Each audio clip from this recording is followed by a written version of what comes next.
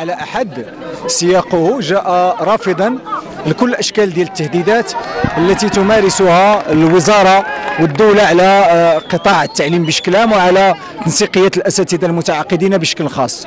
واليوم كما تلاحظون جاء جمهور واسع من المتعاطفين والمدافعين على المدرسة العمومية والوظيفة العمومية، وقد تبين للرأي العام الخيوط الناظمة ما بين الوظيفة العمومية والمدرسة العمومية. فالدفاع عن المدرسة العمومية هو دفاع عن الوظيفة العمومية، والدفاع عن الوظيفة العمومية هو دفاع عن المدرسة العمومية.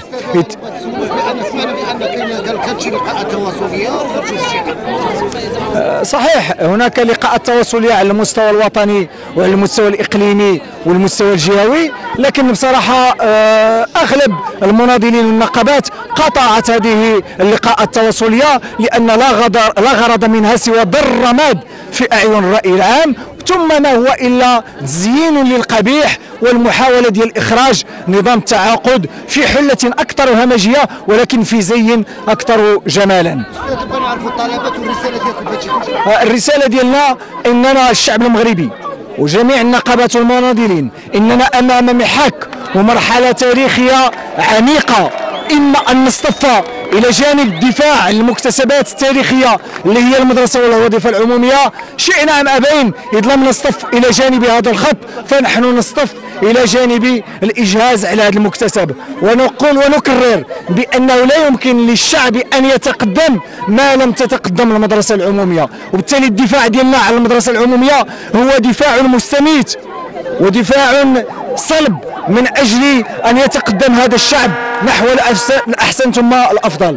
كذلك صدمنا البارحة بتوقيع مشبوه وللأسف الشديد من طرف ناس محسوبين على نقابة أقل ما يمكن على أن يقال عنها على أنها نقابة صفراء، تتواطأ في الظاهرة وتتواطأ أمام الملأ وفي واضحة النهار على إجبار الأساتذة والمتعلمين على القبول بمثل هذه المهزلة اللي هي نظام التعاقد. كاين واحد شي حاجة مشبوهة نقصد بأن في هذه البلدة بالضبط هناك اتفاق مشبوه تم في الأيام القليلة الماضية، والمحضر راه موجود على صفحات الانترنت في مواقع التواصل الاجتماعي، يثبت بأن مديرين محسوبين على نقابة تدعي الدفاع عن المصالح العمومية ديال الشعب والمدرسة العمومية تواطؤوا في واضحة النهار على التآمر على الداخلية، التآمر إلى جانب الداخلية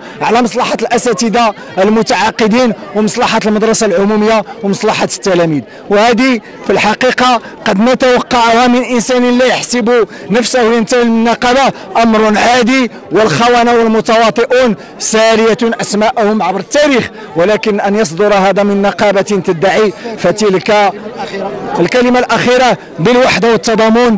يمكننا جميعا أن نقف في وجه هذه المخططات الطبقية التي تهدف إلى حرمان أبناء الشعب المغربي من أهم المكتسبات اللي هي الوظيفة والمدرسة العمومية.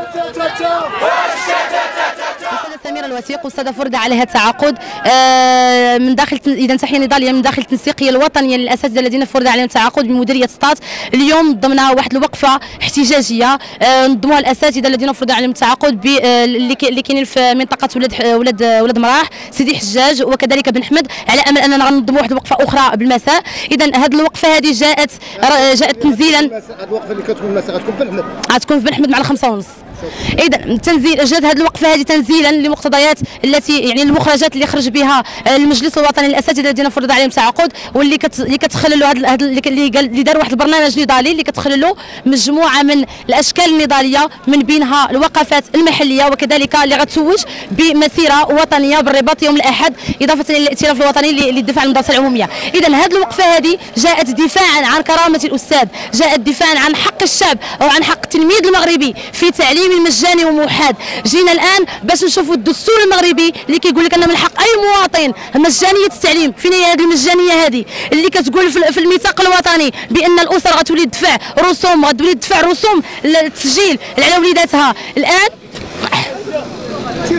الان جينا باش نوعيو هاد الناس هادو ونقولوا لهم بان الملف ديالنا ملف عادل، ومطالبنا مطالب هي مشروعه. حنا ما بقيناش غتخلعنا لا زروطه، ما يخلعنا لا مخزن حتى شي حاجه، لانه حنا كنطالبوا بالحق ديالنا اللي كيضمن لنا الدستور المغربي، الا هو الحق في الشغل والوظيفه العموميه. استاذ سمعنا بان كانت شحال شي حوارات ويعني شي لقاءات تواصليه، قال لك بان راه صافي واقيلا الحكومه الملف ديالنا ما تحلش، والمغالطات اللي كدوز على الشعب المغربي بان هاد الاساتذه تم الترسيم ديالهم، لا حنا رافضين هذا الترسيم اللي هو جهوي، ولكن ملفنا كنقولوا الحل ديال الملف ديالنا هو في يد المركز، هو في يد الوزاره الوصيه، وليس في يد المديريات الاكاديميه. حنا ما خدامين في ضيعه حتى شي واحد، ما خدامين في فيرما ديال حتى شي واحد، حنا كنطالبوا بالحق ديالنا العادل والمشروع باعتبارنا ابناء هذا الوطن. الى هاد الناس كانوا كيتسناونا اننا نهزموا ونستسلموا باش نخرجوا على برا ديال البلاد، لا حنا ما نخليوش بلادنا لهذوك المفسدين اللي غيفسدوا فيها. استاذ الرساله ديالك؟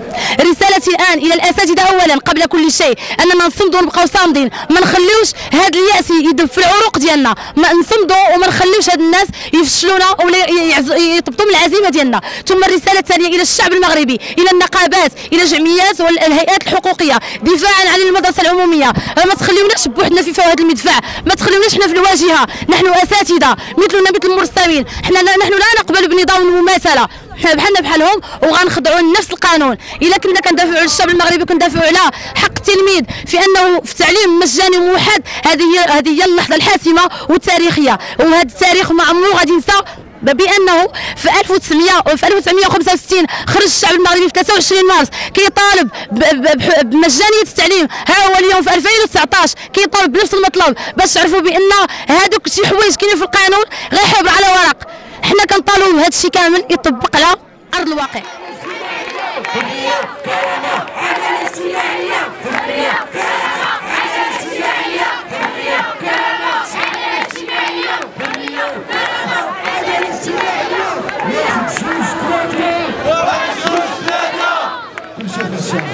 كل شيء